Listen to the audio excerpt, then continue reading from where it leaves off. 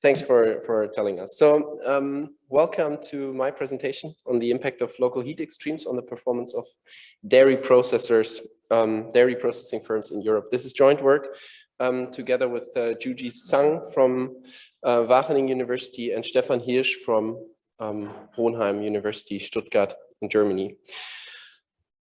As we all know, actually, weather extremes are affecting both crop and livestock production. And we see at many places in the world, including Europe, an increased risk exposure actually for many of those perils, those weather-related perils due to climate change. For Europe, that is, it's getting more likely under most of the climate scenarios that heat waves are getting longer, temperatures in summer are getting higher, and we have these summer extreme rainfalls that are getting also more likely. And there is plenty of literature that shows how extreme events affect the farm level, but we have no literature actually looking at how the up and downstream industries are affected, although they are so closely linked to the production on the farm. So the example that we are using here is we would like to look at the impact of local heat extremes that are known to affect the metabolism of cows, dairy production. And we would like to know what the impact of these local heat extremes is on dairy processors' profits, actually. So the background is that we have temperature humidity exposure. So this is this THI index. That's the classical index to model heat risks for livestock. This is causing actually a reaction in the cow that finally leads to both lower milk quantity and quality and affects farmers' profits this way. So there we have, as said, plenty of papers saying that. And the idea is now that we hypothesize that this milk quantity and quality losses lead then to higher input costs for dairy processors and maybe also input quantity constraints if dairy processors cannot substitute if their usual suppliers have issues due to heat extremes. And we also hypothesize that this is particularly true for smaller dairy processors because these are assumed to source their inputs more regionally. So we would like to test actually how the effect of THI exposure on turnover and profits of dairy processors is.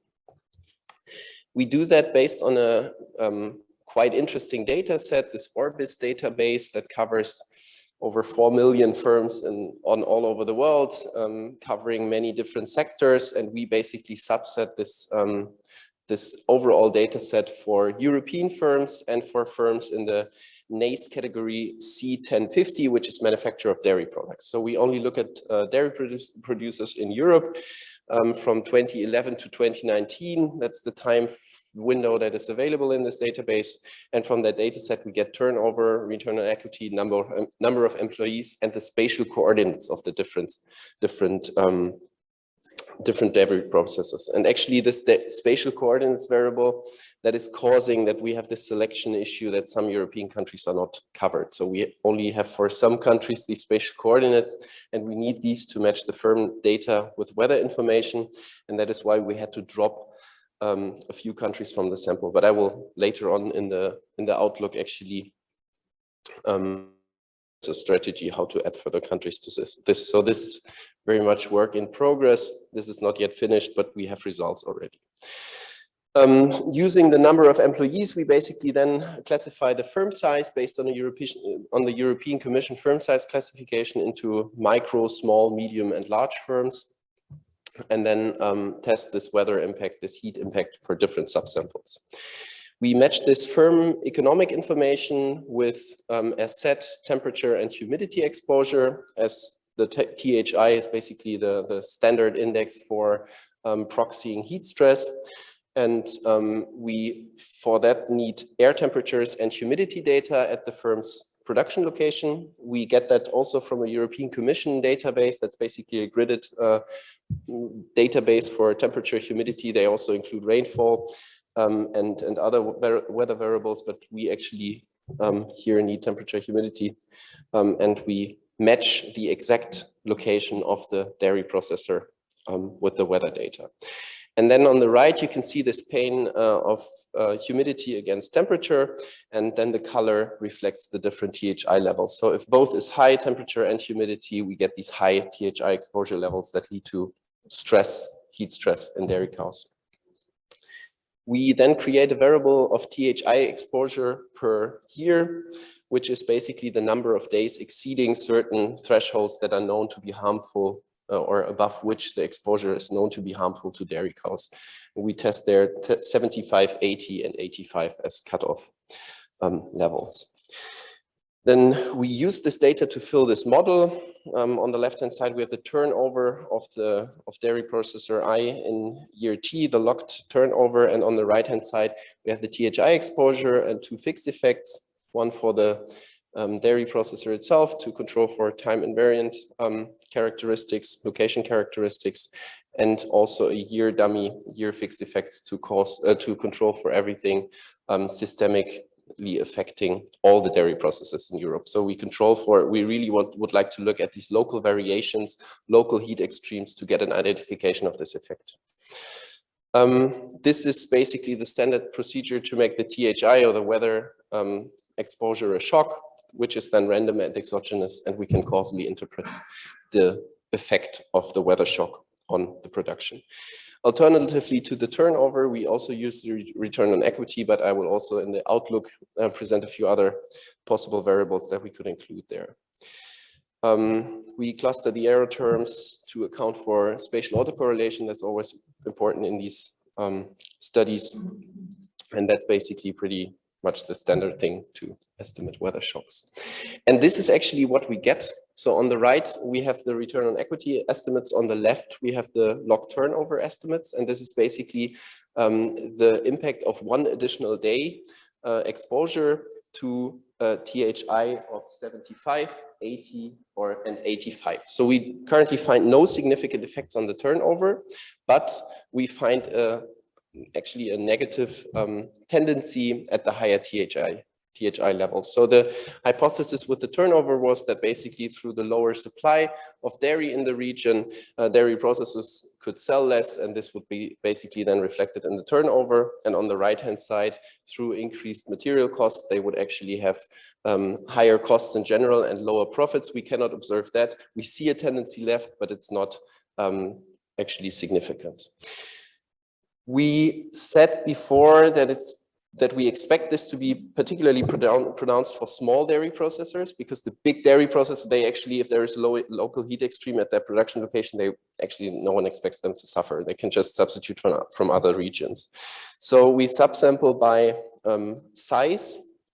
And on the bottom left, we can see this exposure, this impact of the THI 85 on the smaller companies.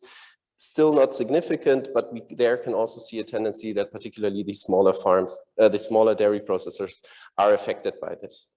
However, we do not yet find significant effects. So if this result holds and we need further robustness checks there, we can conclude that the heat impacts remain at the farm level. We know farms suffer from these extreme heat events, but downstream industries are, we cannot say that these are affected. So this is either through market power or through active risk management for them. So they might substitute from somewhere else. They might have other strategies. We cannot observe that, but we cannot see that their profits are affected if heat occurs at their production location. So heat impacts in our example here seem to be not shifted downstream. However, we believe that further robustness checks are needed actually to strengthen this result. We saw that we have a selection issue for the countries where we have coordinate information. For the other countries, we only have like the county in which the dairy processor is located. Since these are pretty small in most of the European countries, we would actually in the next step go for matching the weather data with the county center to just include further countries in this analysis. And we expect that this will also potentially change the result. Then we will look at different size classifications. So we use this number of employees, which is basically the standard procedure provided or suggested by the European Commission. But this Orbis database also provides information on whether a dairy processor has subsidiaries or not, whether this is basically just the main production location or maybe just the main office, and then they might have further production locations. This all potentially biases our result, which is why we then basically refine the size classification in the next step. Then subsample by country. The dairy production system in Europe is pretty heterogeneous. You have seasonal production in the pretty green countries, and you have unstable silage-based production in other countries. So we would there subsample by country to see whether this affects the heat impacts, and then finally use other left-hand side variables. So we are now able to also use material costs explicitly. So we assume that material costs would increase, and we can now also use that in the data set. We were not able to do so when first setting up this data. This is now also available, and then also using other profit proxies other than return on equity to further strengthen this result. Because to be a null result, to be valid as a null result, I think that is not yet sufficient. We cannot yet say there is no downstream impact. The current results indicate that, but actually this needs further checks, and this is what we propose, and their feedback is highly appreciated actually. What else to try? Thank you very much for your attention. Hey Tobias, this is Francis online. We couldn't see anything you presented, we only heard you. So if maybe you guys can fix it for the next presenter. We can't see the presentation. Okay, sorry for that. I thought the window was shared before.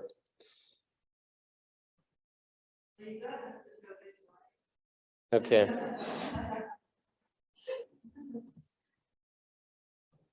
Can you see now?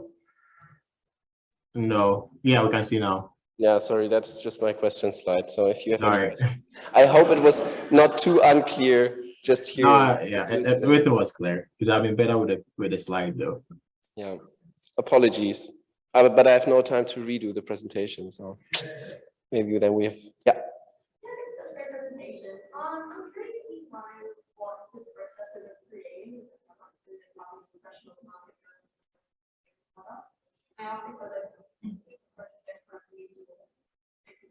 Yeah.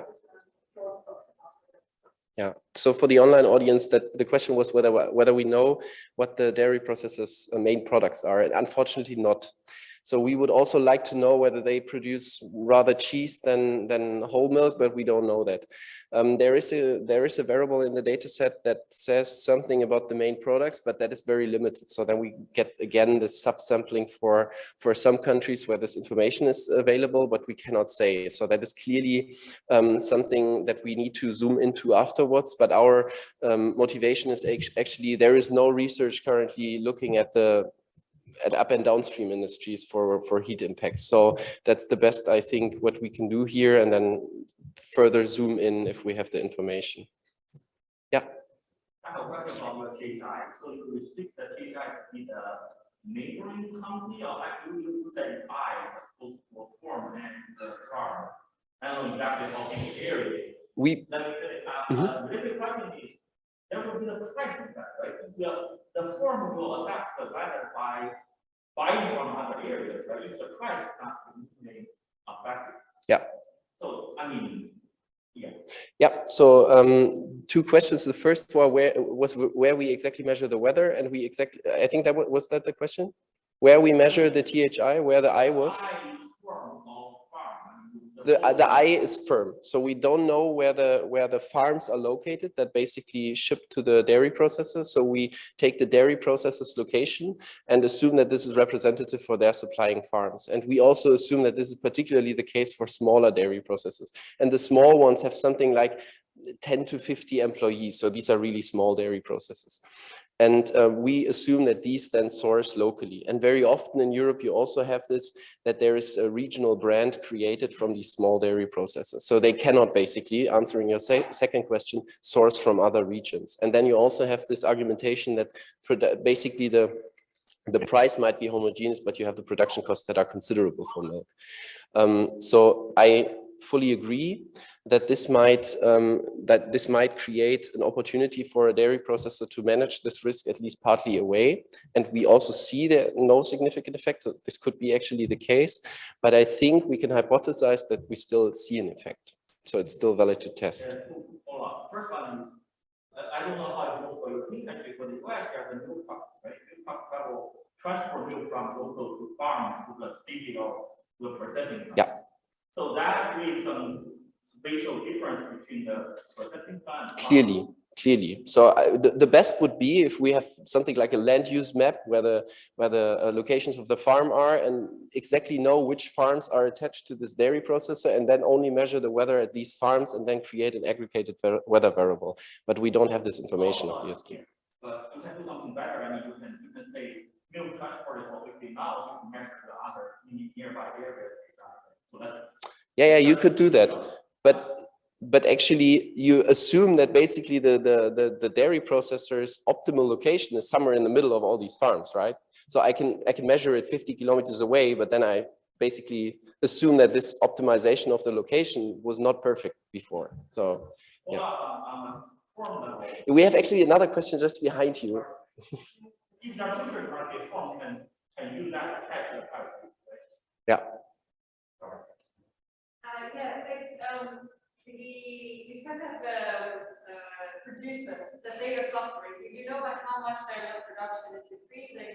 And I'm wondering if you could do some back of the envelope like calculations to see if the dairy processors, without any smoothing, would actually see an impact of that reduced quantity. If the reduced quantity of milk production is large enough for you to actually see anything at the processing side. Yeah, so there we have a paper on the farm level on this, but for a particular region only in Belgium. So I don't want to extrapolate from there because it's pretty heterogeneous in Europe. What we know from literature is actually that below these cutoff points, 75, 80, 85 cows suffer, but very often only from experimental studies. So we know that the cow's metabolism is affected, but we don't have these adapted response estimates yet from actual producers, where we know, okay, under realistic production conditions, this is the effect that heat has after farmers apply management. So that would be good, but we can't say. So I think that is truly important to further also look at that, to say at the farm level, what is the actual impact? Because currently we only know what is the potential impact, because we know it from experimental studies, but we don't know under normal management what is left. So after farmers switch on fans or maybe cool down their cows in any way, or adapt breeding or feeding or whatever, what is left afterwards as an effect? We don't know that actually. Pretty well for Europe, and that would also be required. But there is plenty of literature saying that cows are suffering. We don't know the exact numbers yet for Europe, but we can, I think, assume that particularly in the warmer regions, that is of interest. Yeah.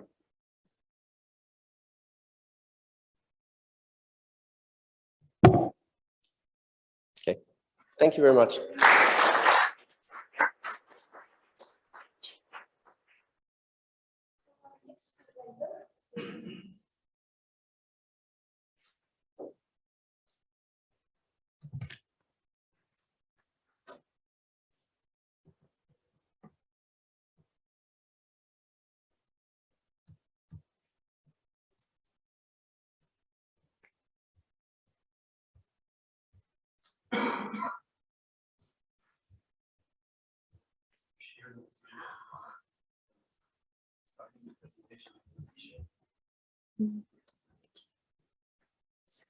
Yeah, the different.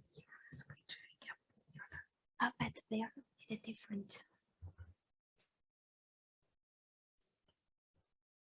Maybe stop share. Stop share here and share this one. Share. No. Maybe I think stop share first. Stop sharing. Yeah, that's it. Should.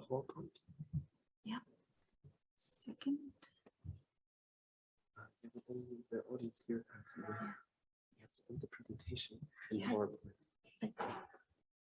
But audience cannot see it. There are two screens, maybe. Yeah. How do you have to just close that one? Then this screen there will go. No. But it's not going. Can you try this one? There we go.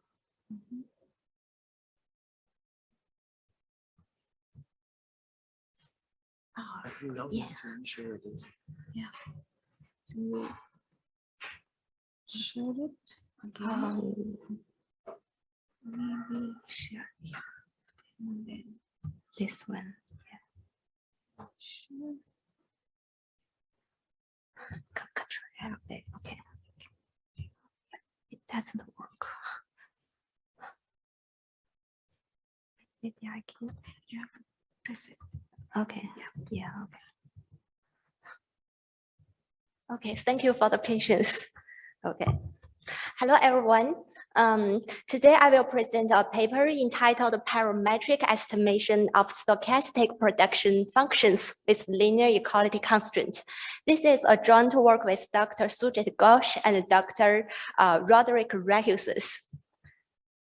So as we know, the production risk plays an important role in the crop farming. There are a large number of literature that quantifies the impacts of various factors on the agricultural production risk.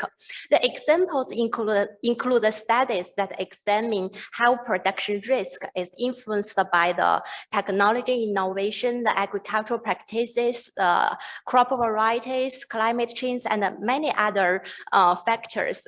So the typical approach is to evaluate how these factors affect the mean and the higher order central moments from an estimated stochastic production function. So one popular estimation method is the residual-based method, where one first estimate a central mean function of the yield, and then the residues are obtained. And the higher moment estimates are based on the regressing the residue-based moments on the input variables and other variables. A popular method is the so-called just-pulp stochastic production function approach. But the traditional approach freely estimates the parameters in the higher order moment functions without considering the nature of the calculated residue-based higher moments. Let's take the second moment estimation as an example. We all know that the predicted value of the predicted value of the variance should be non-negative. But in the previous approach, we only freely estimate the parameter. We didn't consider such constraint for the second moment estimation. So in our study, we wanted to impose such non-negative constraint for the second moment estimates the non-negative constraint of the variance in the estimation. So we come to the research objective of this study.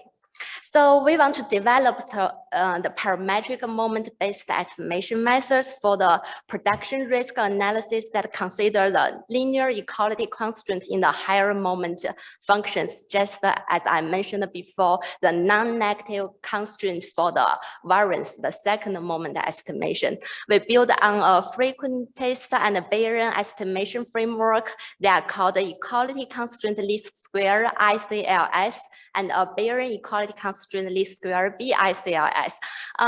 These two framework has been used in the general linear model, and they have various applications. I do not go into the technical details of these two framework, but we want to build on these two framework in the parametric moment estimation to consider the linear equality constraints for the higher moment estimation. After that, we conduct the simulations to assess the performance of the proposed methods. And we also empirically illustrate the superiority of the proposed procedures using a long-term corn production data from the university field data that examine the performance of the genetically modified corn varieties. We will talk about this in detail later. So we begin with the traditional parametric moments-based estimation.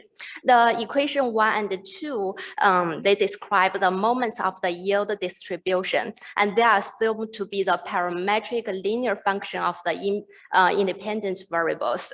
The previous literature suggests that we can just use the ordinary least square to estimate these two equations without considering any constraint to put on any of the equation here.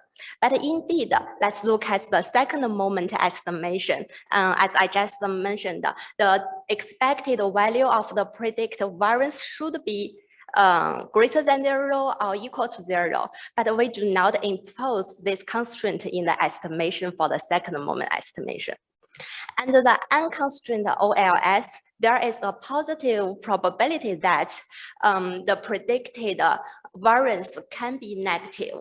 And this violates the nature of the variance, and we have proved it from the theoretical perspective. And we just go for here and not go to the theory detail.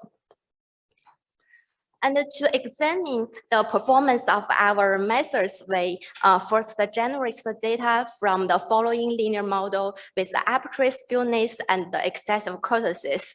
And we want to consider the nature of the variance required. The predicted variance should be non-negative.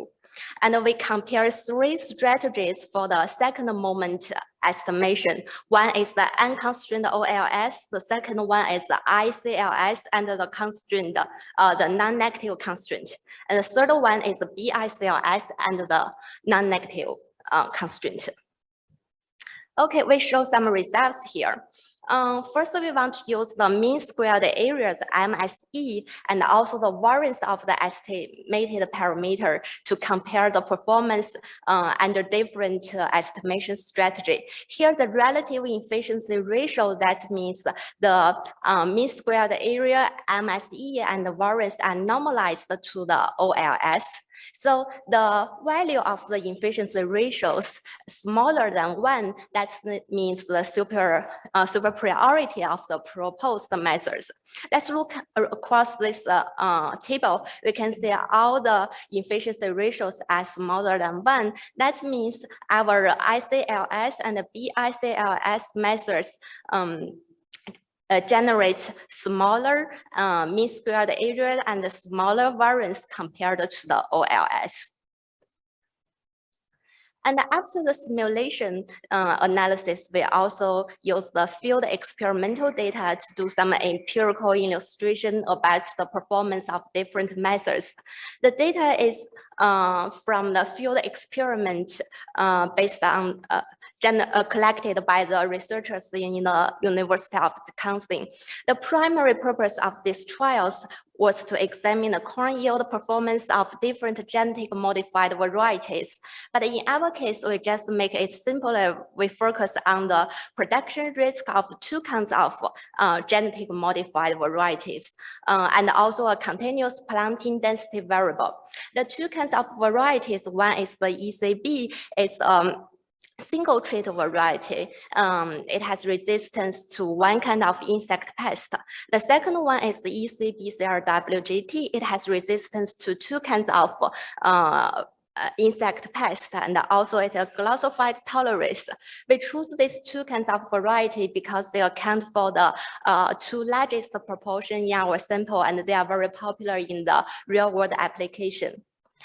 So let's look at the first moment estimation. The left side is the yield function. The interested independent variable are 2 indicators for the 2 kinds of varieties. And also the last one is density. It is a planting density variable.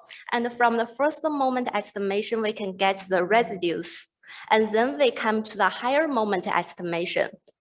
Here, the epsilon height is from the first moment estimation, and we focus on the second moment estimation. Then we need to consider the condition 6, the non-negative constraint for the predicted variance.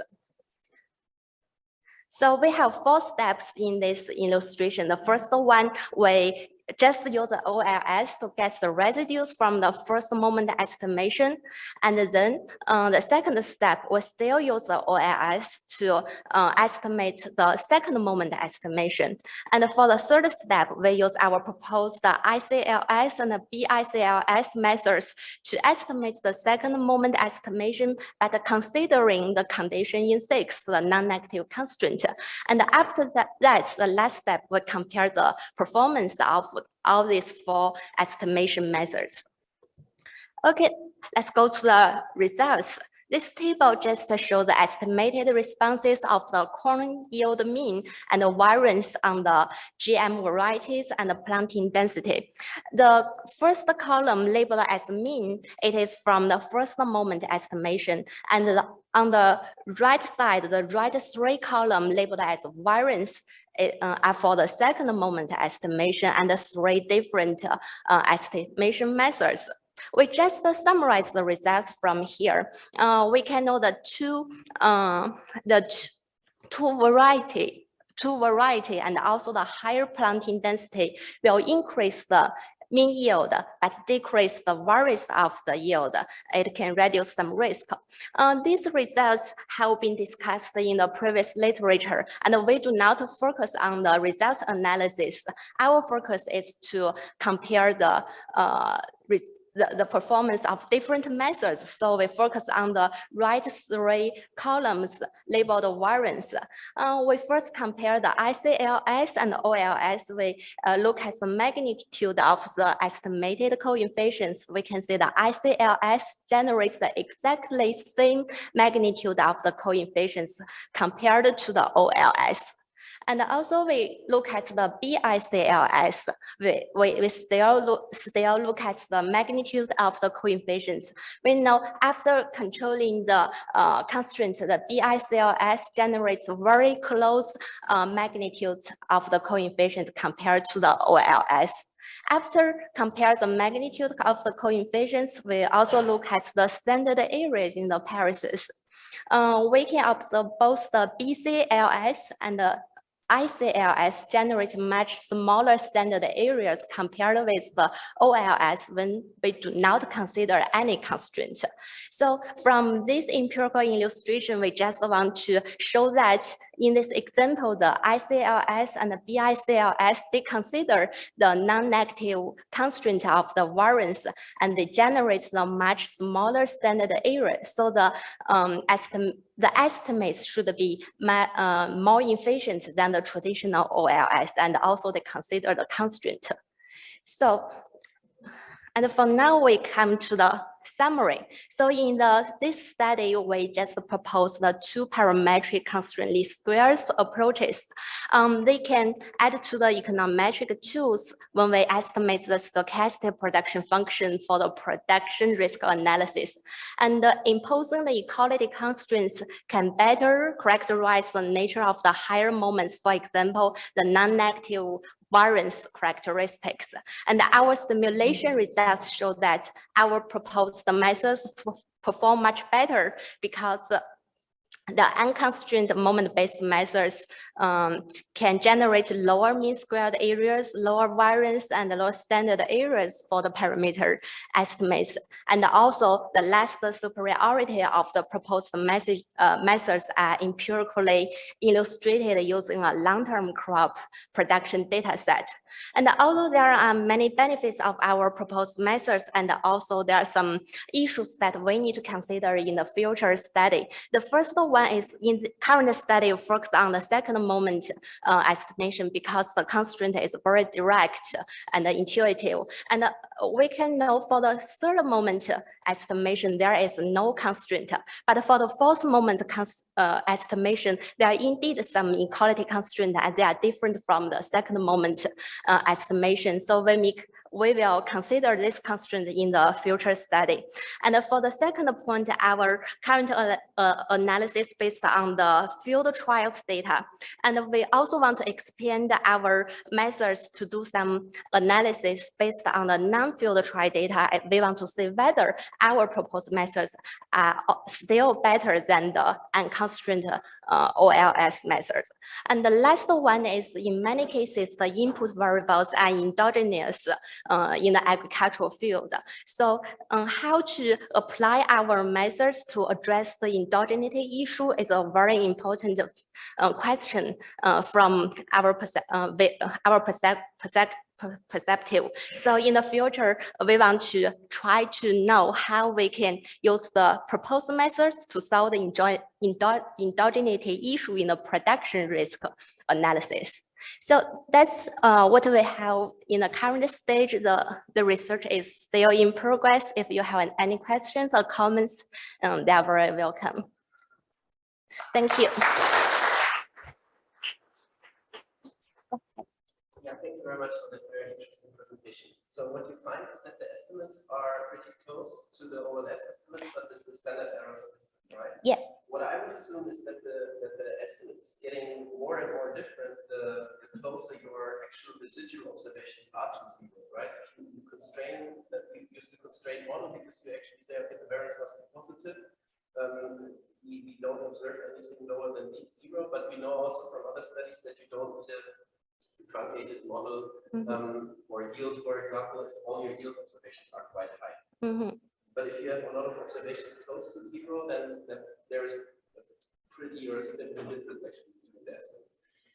And your main model specification is a production function that is not including that many variables, right? You have this heterogeneity issue at the end, and I guess that was the reason not to include more inputs, but I would assume that if you put more inputs there or use more sophisticated production function specification, that your predictions in the first stage get better, the residuals get smaller, and then it's also more relevant to use this constraint approach because you then actually observe these close to zero observations that you then use for the second stage. Is that the case? That because I think that would be a good motivation for your model to say, okay, the more complex or the better fitting the first stage is, the more important it is to use this constraint model for the second stage. Can you say something to that? Maybe, thank you for your comments. Maybe I think what you mean, that means if we use more inputs and get a good result from the first moment estimation, maybe we use the unconstrained methods, we can get the positive variance and we do not need to put the constraint. Is that your concern? Maybe I just want to clarify. Yeah, the better the fit in the first stage is, the closer your residuals are to the zero. The residual, and the more relevant it is to basically say, okay, there is a constraint at zero, you're coming close to zero, so then yes. Yeah. And in the simulation, we indeed do something. And maybe I want to show you another table for here. This is from the simulation results. We calculate the proportions of the non-negative constraint violation and the unconstrained OLS. That means on the average, about the 3% of the predicted variance are negative. Yeah, that means the violates the constraint. And if the sample is smaller, the value is larger. So about the 33% of the predicted variance is negative in this case. I think as the sample size increases, this percentage will decrease. I think maybe it is something similar to what you said, they will come to the 0 point. But indeed, there are some cases it exists. Yeah. Okay, thank you. We could investigate empirically. We haven't looked at that. So how many of the residuals are close to zero? So that's your point, right? If it's close to zero, then the product constraint becomes more important. Yeah. If this 110, if this max would be, 50% or so, then I guess it's really right. Shouldn't you force them all to create these cases to make it work? Right. I mean, that's I guess that's an empirical question. Right? We have to sort of figure out what's the sample. But in this particular empirical application, it's also field trial. So it's already randomized. So the endogeneity issues is not too big of a problem. So that's the next step. We use actual sort of say farm level data, so that would become an issue. And that's your point. It's like if we put more inputs to control, then perhaps your residuals are more precise, the quality constraint becomes more Yeah, I'm not sure I can right, but I feel like the smaller standard error should be expected because using constraint method, you exclude some variation from the data. Is that right? No, I don't think we exclude samples. I think there is a constraint space. I think the constraint space is a smaller one. Yeah. Yeah. That's why the standard error should be smaller, right? From, I think the, we do not. I think this constraint method you exclude separation from the observation. Then your standard error should be smaller. Oh, I understand your point. That's the theory. Right? Yeah. That's the reason why. I mean, that's not the improvement of the method, right? I don't know. Well, no, it's just again, what you're arguing is that if you constrain it, then the standard Has to be smaller. Say it again. If you constrain the model, the standard error has to be smaller. It's not because you improve the method, because that's naturally generated. Oh, but the argument is the variance is freely estimated in the normal method, right? So now I think that's the advantage that you're sort of showing it. If we take into account that variance is really positive, right? And so that's the thing that, in my mind at least, we could talk about in terms of that improves the preciseness because you're taking account that nature of the variance itself. Yeah, so I think that the second higher movement critically depends on the correct specification of the first movement. Right? Yes. Similar to the point you just mentioned, the first movement has to be if you want to identify the causal effect, not to do with the residual skill of the residual, right? You have to take into account those needs instead of only looking into prediction performance, right? The focus. Yes. Yes, I think we can think more about this and then, yeah.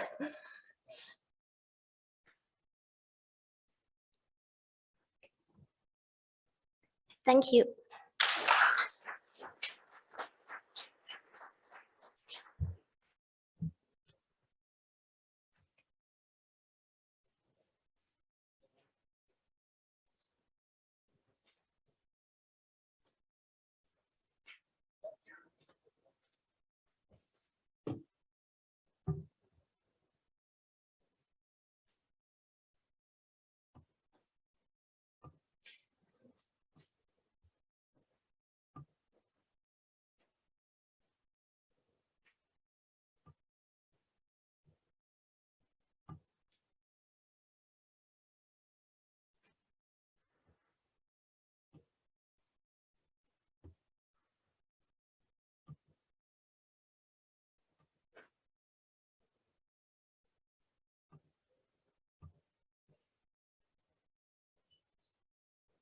Do I have to share my screen with you? Okay.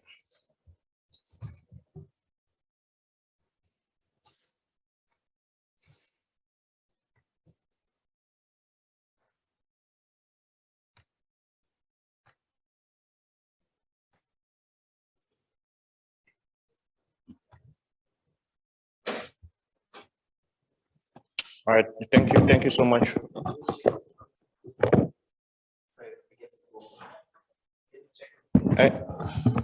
For the online audience, can you see my screen?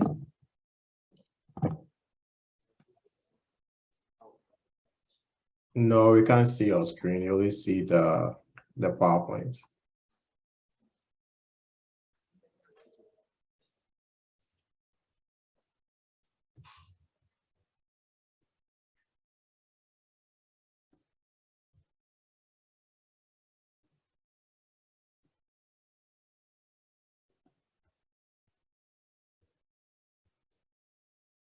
Yeah, we can see it now.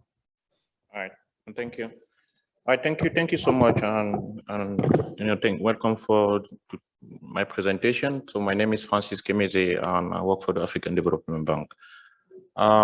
So unfortunately, this presentation will be just the concept, or at least the proposal. We submitted the concept with the hope that by the time we come for the conference, we'll be at least advanced in the implementation of the project at least having some, initial result from the baseline survey. And I think this also create an opportunity to receive comment from you, which will help in at least improving the implementation of the project. So this project is about pairing small-scale irrigation and index insurance, to manage drought risk in developing countries.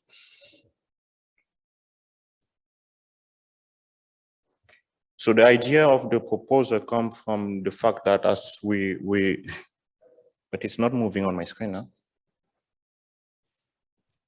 So it comes from the fact that we know index insurance have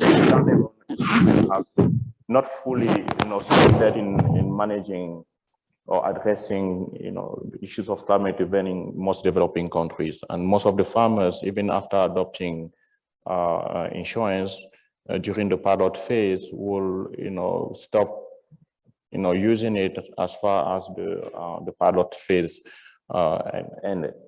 So, and then they will go back from their, normal way of or normal agricultural practices. And therefore, if in the event of any drought, they will have to, cope with very severe strategy, including selling some of their asset, withdrawing kid from school or reducing the amount of food, intake.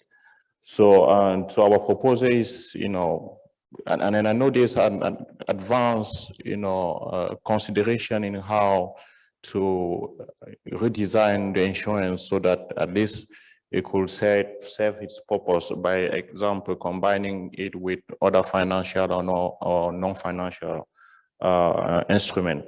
So our approach is more on the non-financial instrument. We want to see how combining insurance with what we call deficit irrigation could help in improving the quality and, the accessibility of insurance to smallholder farmers.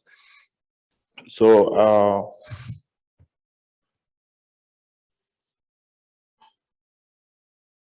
it's not moving.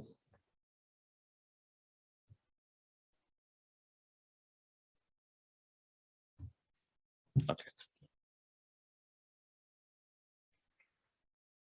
So the question we therefore try to address is, how combining index insurance with deficit irrigation can provide, strengthen farmers' resilience, and also, provide farmers with a perspective of growth, trajectory, and productivity, and improve their income, overall.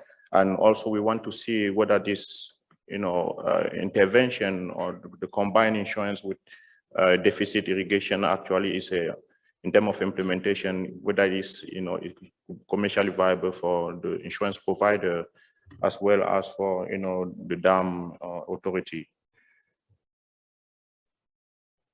So as I mentioned, farmers out of concern of the negative effect of drought on crop are less willing to apply for credit or to adopt, high or improved technology.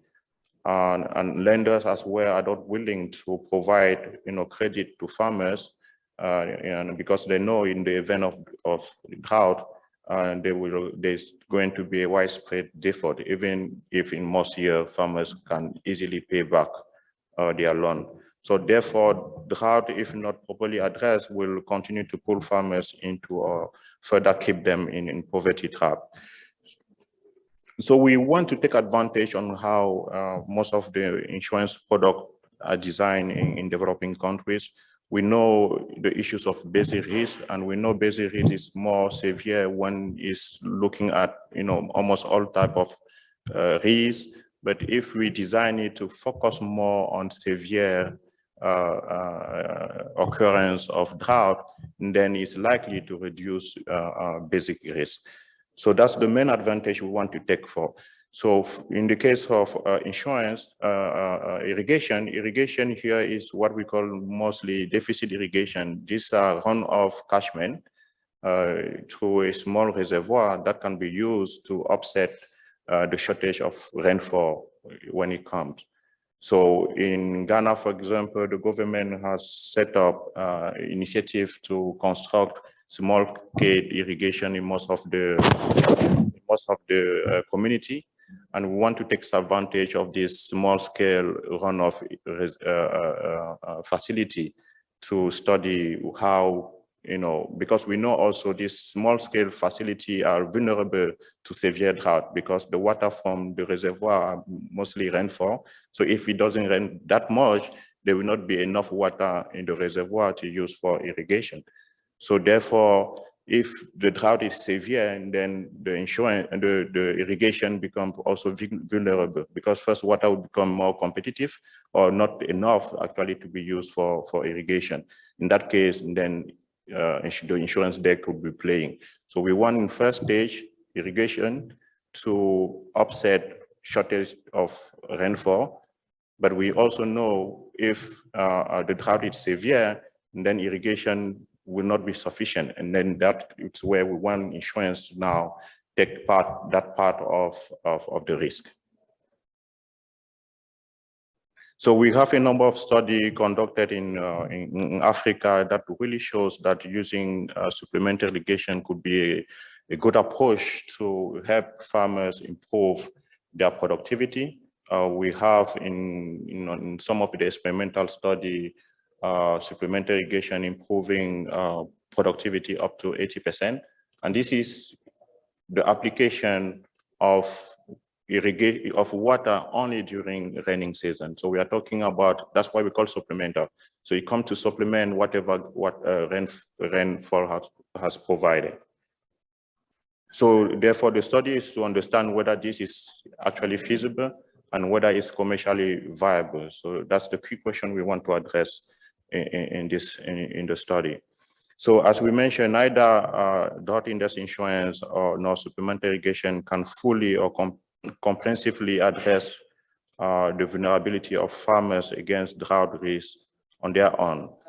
On the one hand, although insurance might provide protection against drought, its implementation suffers from basic risk and farmers cannot afford the premium when covering moderate drought.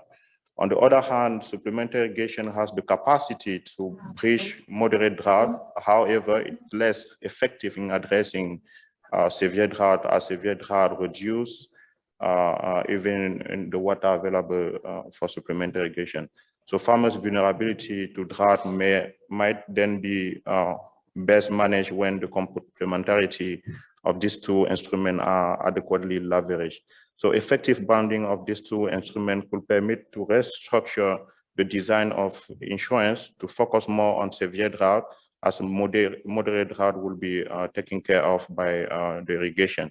In so doing, providing farmers with an accessible and monotonically non-decreasing benefit stream, regardless of the degree of drought. So however, it is not yet fully understood how bonding these two instruments could be implemented at a reasonable cost and whether such a bundle will provide the benefit needed to make it sustainable and scalable. So the research questionnaire have already pointed out some of them and going directly to the experimental design. So what we want to do, we want to, in Ghana, we want to do the listing in northern Ghana of most of the community that are drought prone, but also that the government has provided the irrigation facility.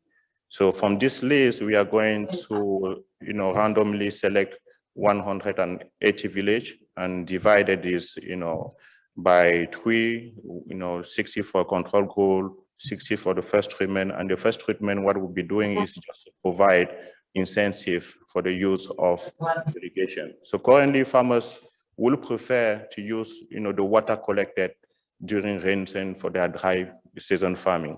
But from study, we understand that, the productivity for both the crop and the water during the rainy season is actually high than keeping, the water in the reservoir for its use in the dry season. So that would be the first treatment, and then we'll be also providing some subsidy for what they call water user fees. In the second treatment, what we plan to do now is to provide the combined insurance and irrigation. So we are working with the Ghana Agricultural Insurance Company to design an insurance that really is tailored toward addressing, only severe drought. And we believe such insurance will be, in terms of cost, will be less than an insurance that cover both moderate to severe drought. And you will also cover implicitly the cost that farmers will be engaged in acquiring irrigation. Yes, so that's basically what we plan to test. We'll be also doing some, so I'm not going through the power calculation. We're also doing some willingness to pay just to understand whether farmers are willing to pay for such option, and also just to test the sustainability of this banding solution. So therefore, in terms of anticipation of impact, we believe that this could demonstrate that insurance could be calibrated to complement the performance of irrigation system in such a way that the combination addresses the individual weakness of the two instruments in isolation, further incentivizing uptake of insurance in a way that improves the financial viability of the provision of insurance, and at the same time providing an implicit protection on the additional investment that farmers occur in applying irrigation. So these are both key political, policy question that, if solved, will help farmers, adopt technology and also apply for credit, as well as, releasing some of the constraints financial institutions have in providing access to finance to farmers. So I want to stop here, and if you have any questions to help improve the design, then that would be great. We plan to start with the implementation very soon. Very soon we'll be starting with the baseline survey. Thank you.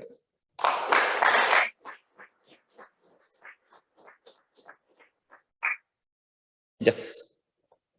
How do you test the effectiveness of the program if there is no problem? If there's no? If there is no problem, how can I test the effectiveness of the program? If there's no, I'm not getting. No problem.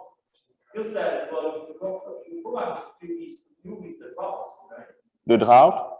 During the bed, right? The drought. Oh, the drought, sorry. There's no drought. Yeah. Exactly, and that is why most of the insurance project has failed in most of the developing country, because farmers are still yet to attach value to the insurance, because most of the implementation will happen, farmers will pay for the premium, hoping that they will receive something at the end of the day, but drought doesn't happen, they don't receive anything, and then they complain and they want their money back. So this is with expectation that during the 3 years season, 3 years period of the implementation of the project, that drought may happen, so that farmers could therefore see the value of such technology, of such product. So yeah, That's a big risk. That's a big risk. That's a big risk. And in fact, on average, what I understand from previous study is the premium farmers pay, on average, they pay about $1.5 per every $1 payout they receive. So technically, it's not sustainable. But we never know when drought happen. It's huge. So that's what insurance is about. But there are other alternative products that we also plan to test. For example, we have commitment saving and contingent line of credit. These are separate projects that we also plan to test along this project. Yes. Yes. When was the last time Ghana was suffering from drought? That would be 2017. 2017. And are the farmers familiar with insurance?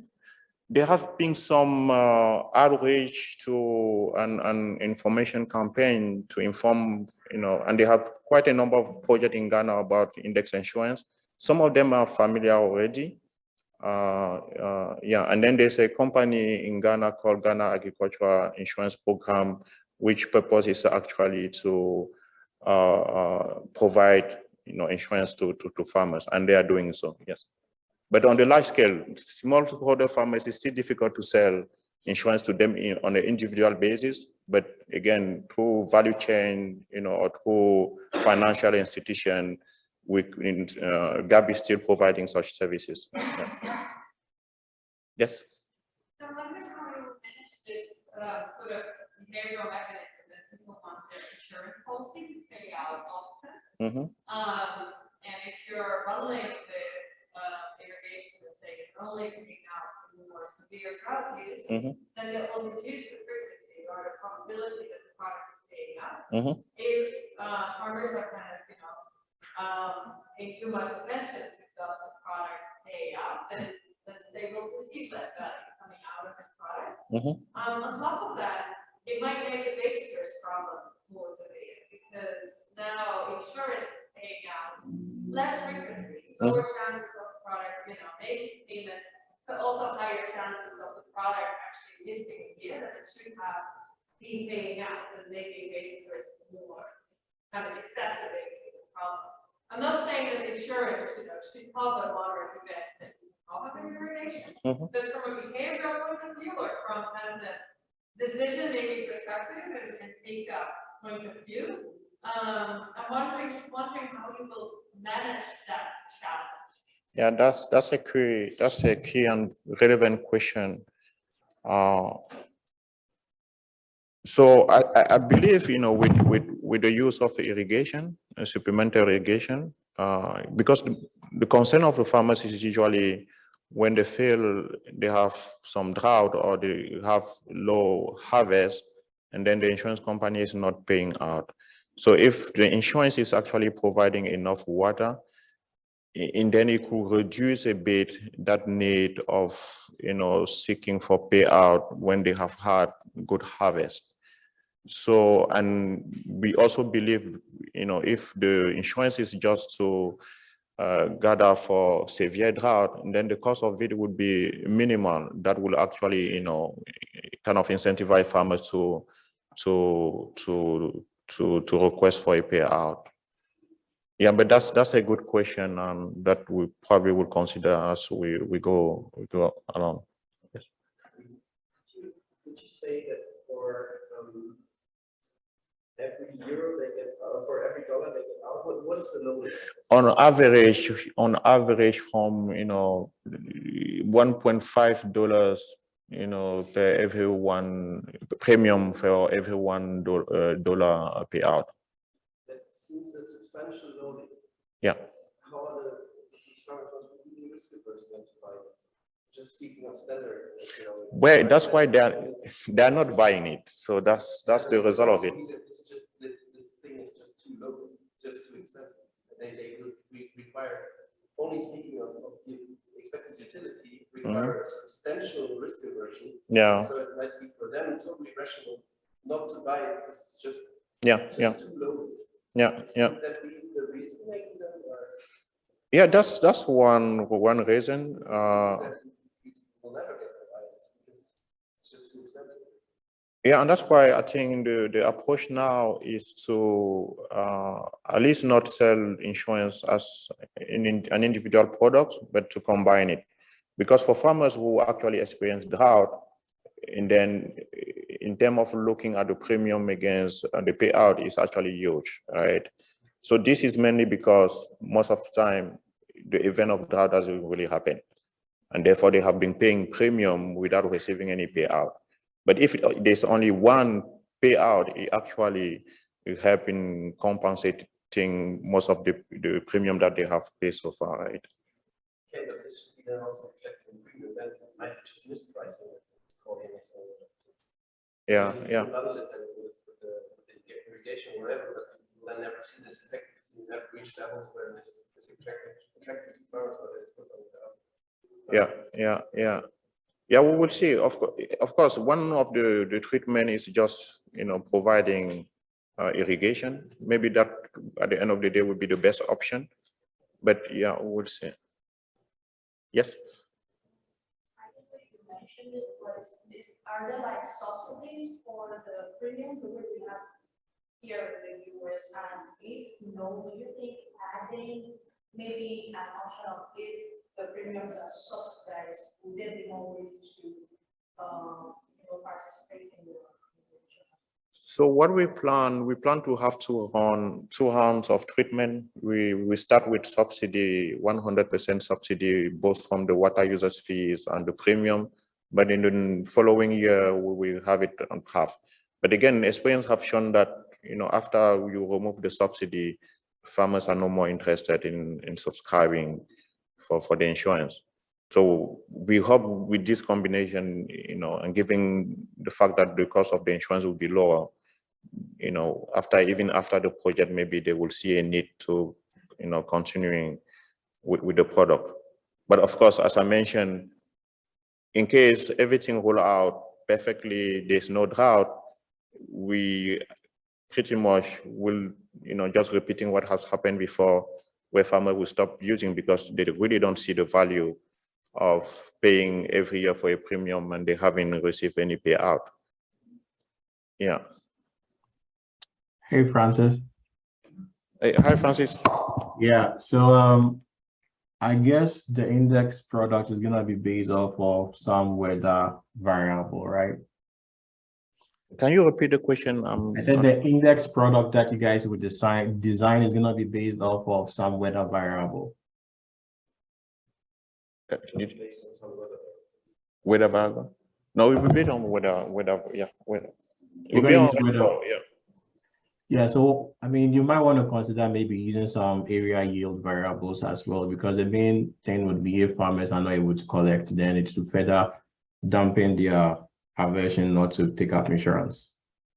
So I think that's one of the biggest obstacles. There's not really a culture of insurance in Ghana, even when you consider other like insurance, like health and stuff. Oh yeah, and that's a good point. Taking note of that. Yeah, but I mean, I'll be glad to talk to you more on this. I'm interested in stuff in Ghana as well, so we can talk more after this presentation. Okay, no problem. Thank you.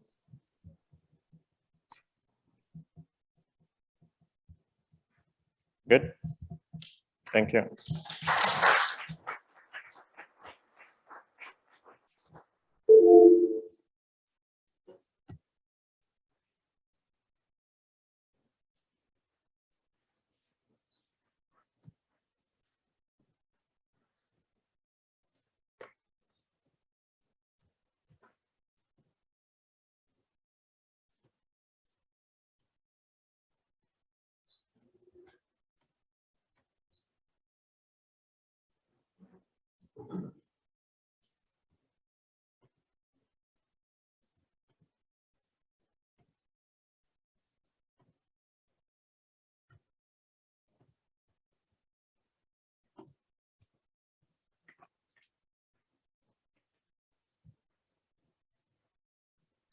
Okay, hi everyone. I'm here to present my work on response of climate smart agriculture to weather shocks.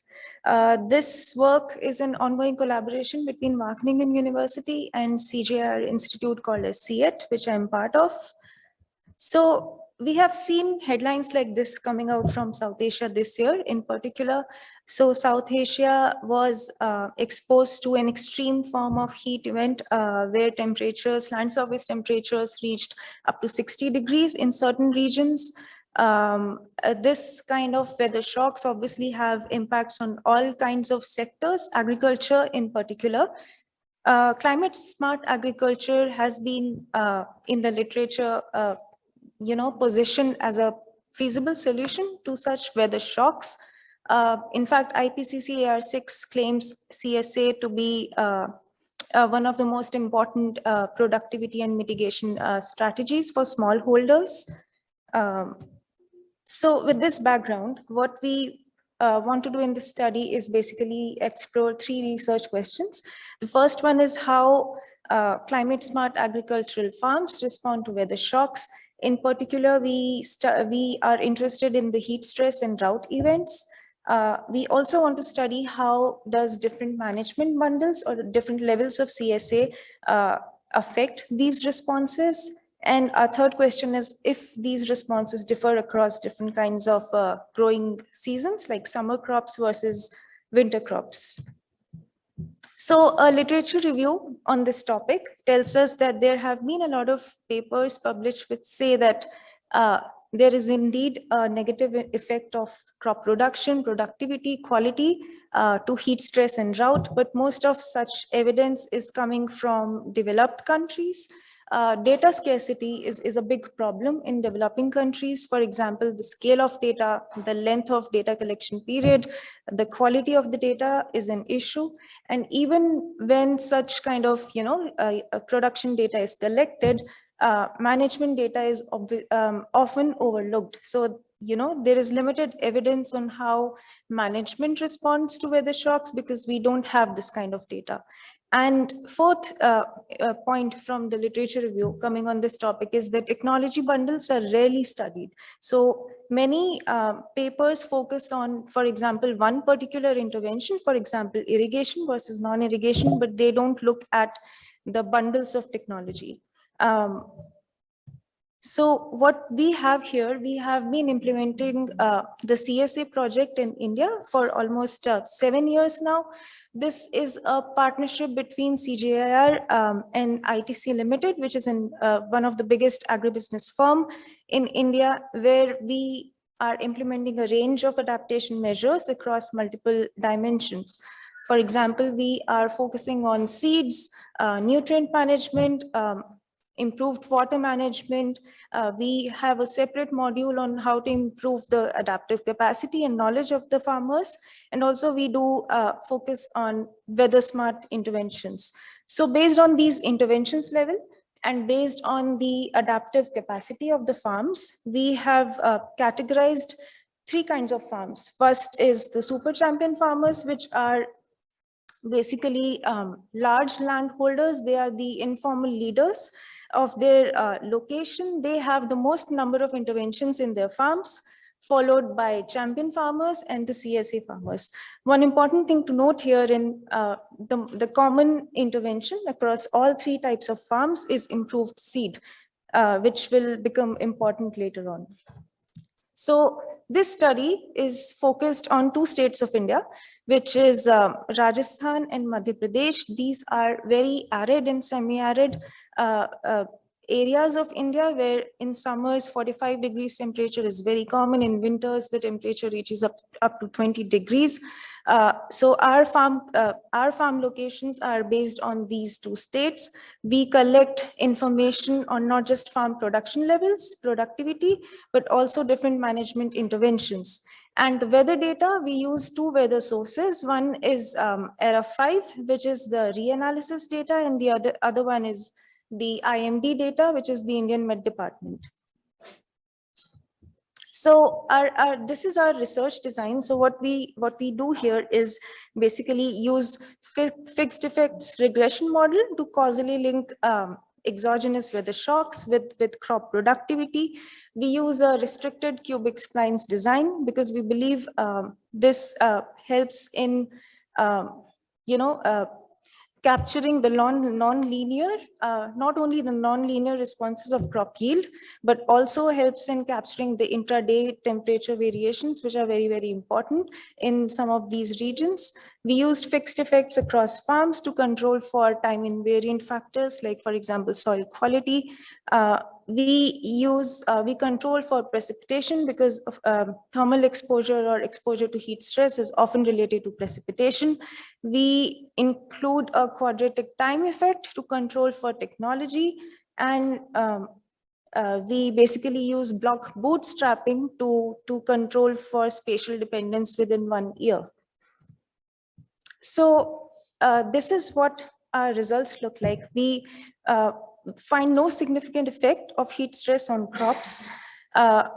We subset these results by different management bundles, for example, Super Champion, Champion, and CSA farms, and still find a non-significant effect.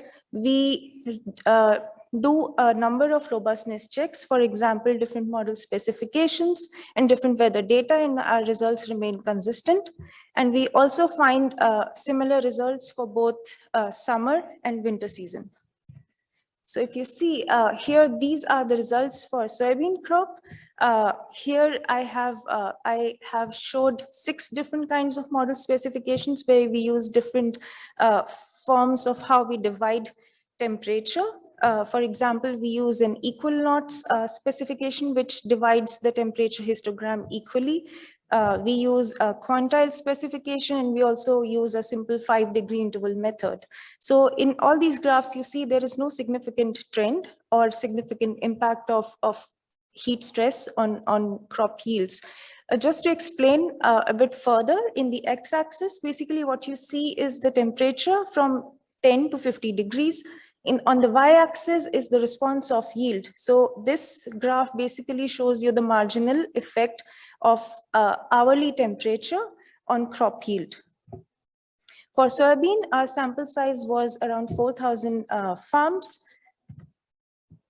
This is the result for different technology bundles. So as I explained before, we have 3 different types of farms: Super Champion, Champion, and CSA farms. So for both Super Champion and Champion farms, again, we find no significant effect. The sample size for CSA farms was not enough to do block bootstrapping, but again, the results remain consistent.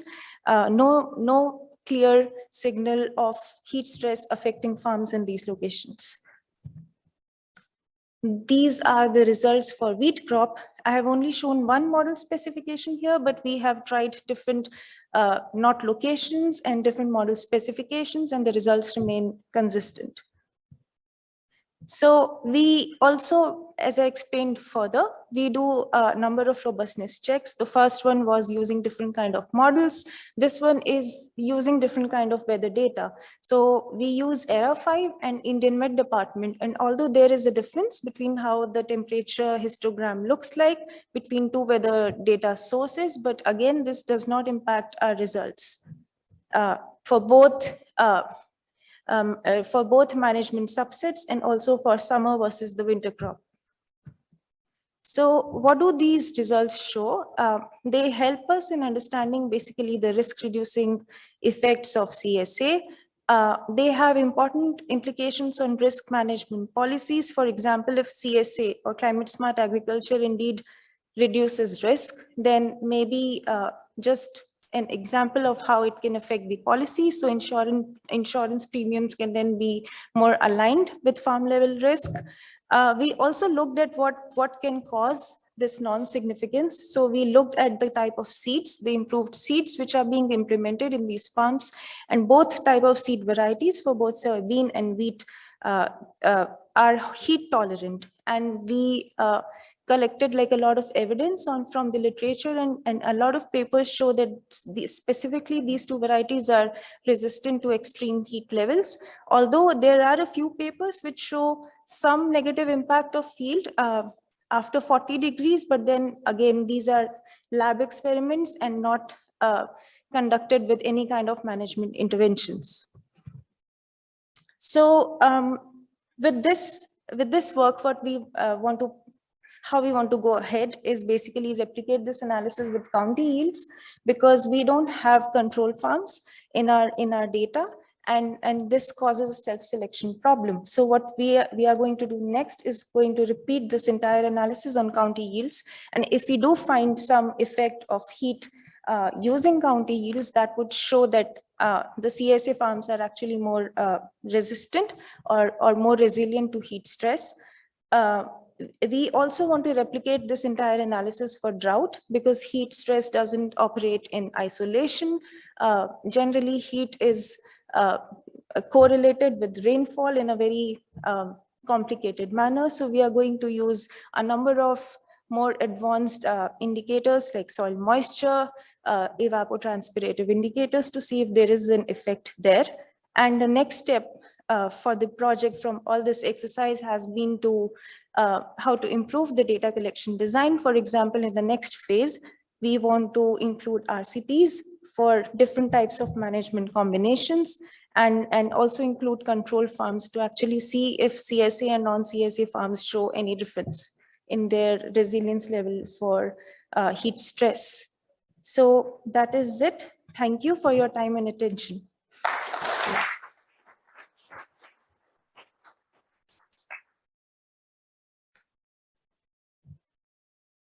Yes. If you run a specification with just interactions, it's kind of surprising, right? That there's no effect of Yeah. heat on these type of farms, but maybe there's no effect sort of in the absolute data. If you do interaction effects between the heat and the type of farm, supercharging being the, I guess the least one. I don't know, because that's problematic. I know that so far, but maybe there's a difference in the effects across the different types of farms. Yeah. So we did that. So if you see here, this result, this is basically subset of different types of farms. Like for example, the left-hand side graph shows the results for super champion and the right-hand side shows for champion. And the results again remain consistent. So one possible explanation as I said was all these three types of farms use improved seed, which are known to be heat tolerant. So that may explain why we find such result. But as I said, we also want to replicate this with drought indicators to see if there is like only exposure to thermal stress is not completely telling the whole story. So that is why we want to include more sophisticated indicators to see if there is an effect there. And what's the crops? Soybean and wheat. Yes.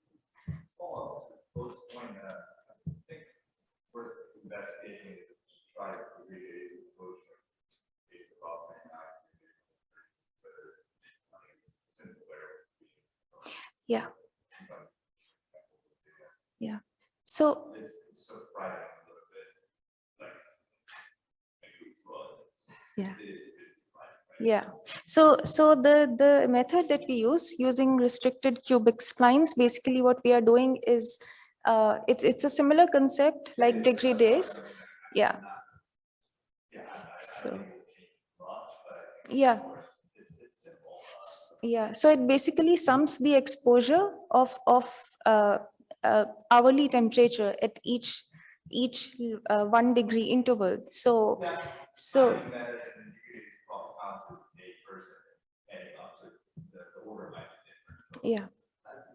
Should we try actually? We started with the cutoff points basically, and then Yes. results were surprised, but more sophisticated. I have mistakes through the second stage already.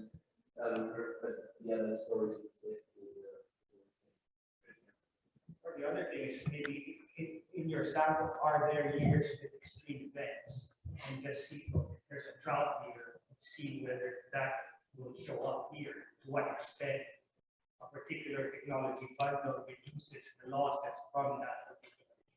Yeah, so the thing is like these regions are already like, very semi-arid and arid, and they are almost on yearly basis exposed to extreme heat events. So that is why this is also very interesting. Is it like the crops here are naturally adapted because they have been exposed to such temperatures since the past 40 years?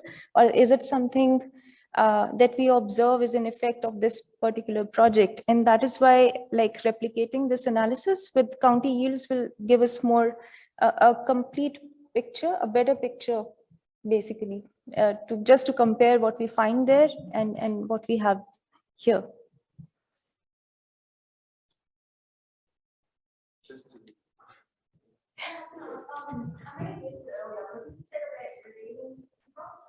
Yes, they do.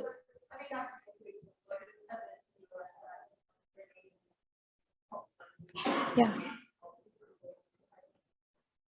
Yeah, no, totally. And it's just not the irrigation. So if you see here, it's like a complete technology bundle. So we do like a lot of things on these farms, right? From say using improved seed to irrigation to better nutrient management to climate information services, where farmers receive regular updates on what weather forecasts look like so they can change their practices. So I would say it's difficult to pinpoint which intervention, but it's like maybe it's the combination of all of them which is resulting in this effect.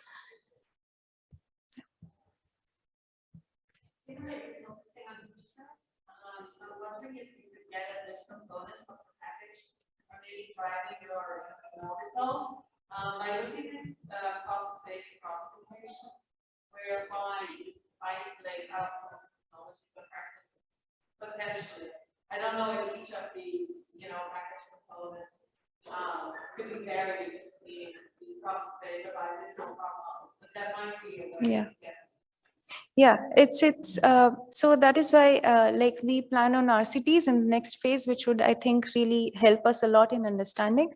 But as you said, biophysical modeling can kind of replicate these interventions a little bit, but not exactly. So it's not like a very straight road there, but it's a good point we can explore. For example, simple things like use of irrigation or changing the genetic coefficient of the seeds in the crop simulation model to study which factor is driving such results.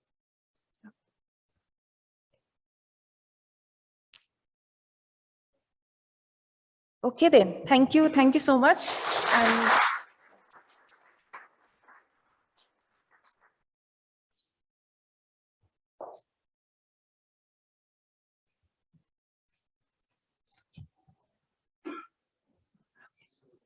Still online.